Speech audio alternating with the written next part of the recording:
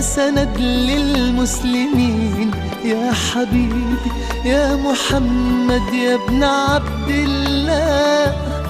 تمت الرسالة تمام والحبيب مسك الختام، طول حياتي وفي صلاتي بدعى أصلي وراك.